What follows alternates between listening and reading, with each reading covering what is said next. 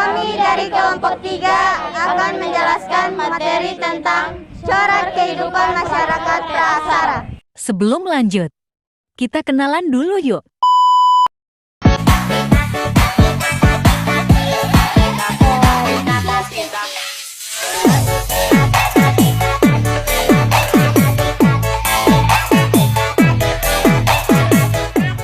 Oke guys, selanjutnya simak baik-baik ya penjelasan materi dari kami. Berdasarkan corak kehidupan masyarakat praaksara dibagi menjadi 3, yaitu yang pertama masa berburu dan mengumpulkan makanan.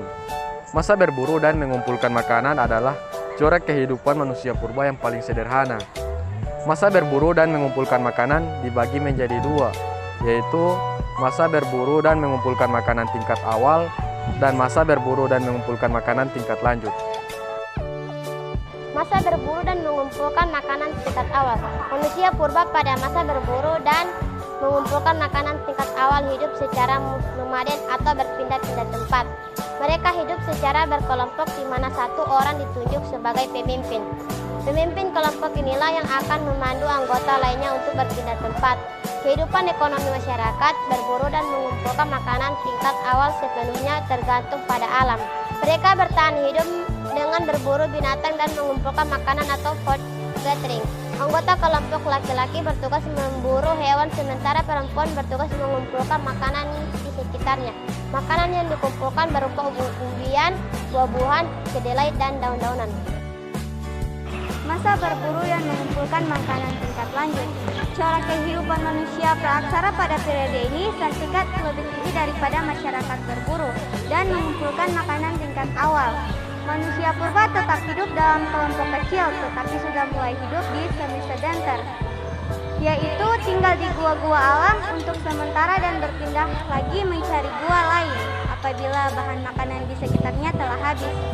Cara memperoleh makanan masyarakat berburu dan mengumpulkan makanan tingkat lanjut masih bersifat food gathering. Makanan yang dikumpulkan oleh manusia yang hidup di pedalaman hutan berupa umbi-umbian, buah-buahan, keladi, dan daun-daunan, sedangkan masyarakat purba yang tinggal di tepi pantai juga mengumpulkan seafood dan kerang untuk dimakan. Selanjutnya corak kehidupan masyarakat praaksara yang kedua yaitu masa bercocok tanam. Pada masa bercocok tanam, kemampuan berpikir manusia purba semakin terarah untuk menjawab tantangan alam. Masyarakat masa bercocok tanam hidup menetap secara berkelompok dan membentuk perkampungan kecil. Dalam sebuah kampung biasanya terdiri dari beberapa keluarga dan hidup secara gotong royong. Mereka juga menunjuk ketua suku yang memiliki aturan hidup sederhana yang harus dijalani anggotanya. Secara ekonomi, manusia pada periode ini telah berhasil mengolah makanan sendiri atau food producing. Masyarakat sudah bisa menanam sayur dan umbi-umbian untuk mencukupi kehidupan sehari-hari. Binatang buruan yang ditangkap pun tidak hanya dimakan langsung, tetapi juga dipelihara dan diternak. Hewan yang diternakan antara lain kerbau, kuda, sapi, babi, dan unggas. Selain itu, masyarakat masa bercocok tanam perkirakan telah mengenal sistem pertukaran barang alias barter.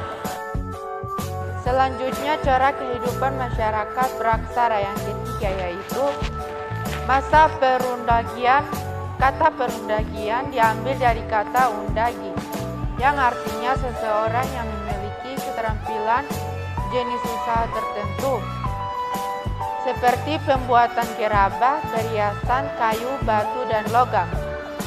Kehidupan sosial manusia pada masa perundagian atau zaman logam sudah semakin teratur. Pemimpin masyarakat biasanya dipilih melalui musyawarah dengan mempertimbangkannya kemampuannya dalam berinteraksi dengan roh nenek moyang. Selain itu, masyarakat mulai terbagi ke dalam kelompok sesuai keahlian mereka. Misalnya kelompok petani, undagi, pedagang, dan sebagainya. Di bidang ekonomi, masyarakat masa perundagian tidak hanya bercocok tanam dengan berladang, tetapi juga mengolah sawah. Dapat dikatakan bahwa mereka mampu mengatur kehidupan ekonominya dan berpikir bagaimana memenuhi kebutuhan di musim yang akan datang. Hasil panen pertanian biasanya disimpan untuk masa kering dan perdagangan. Masyarakat yang hidup pada periode ini juga memenuhi kebutuhan ekonomi dengan melakukan perdagangan dalam jangka waktu lebih luas bahkan antar pulau. Sekian penjelasan materi dari kami. Lebih dan kurangnya kami mohon maaf. Wabillahi taufiq wal hidayah. Wassalamualaikum warahmatullahi wabarakatuh.